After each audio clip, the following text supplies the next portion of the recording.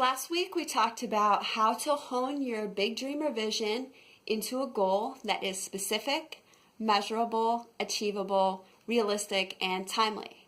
So now what? How do you make a plan? Well, for me, I will pick several big and small milestones or events that have to happen in order for me to reach my goal.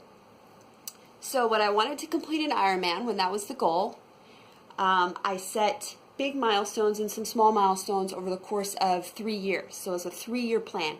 For the first year, the big milestone was to complete a marathon. You have to run a marathon at the end of an Ironman, and I had no experience with the distance. So smaller milestones were to train for that marathon, and then also to learn to swim. I kind of had it in my head that I was going to do an Ironman before I actually knew how to swim. The second year, the big milestone was to become a triathlete. I'd never done a triathlon either when I embarked on this journey to complete an Ironman. So I figured I needed to get experience with the sport. The small milestones were a sprint distance and then an Olympic distance triathlon. I also needed to find out which Ironman I wanted to do and then find a corresponding training plan. For the third year, the big milestone was the race, and then a smaller milestone, I did 2 half Ironman triathlons to get used to endurance events. Okay, so for the ultra, it's similar. 3-year plan. I like 3-year plans. The first year I needed to heal. I had had a hip injury, been to physical therapy, so I went to hot yoga every week as a way to try to heal and get healthy. And I also researched coaches to be able to help me put all the pieces together.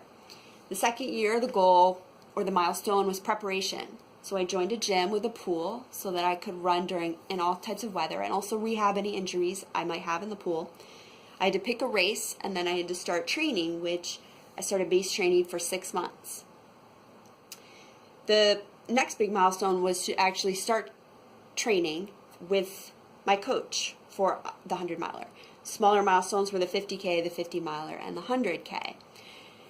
So for me, I have a goal, and then I like to pick just steps I'm going to need to take along the way.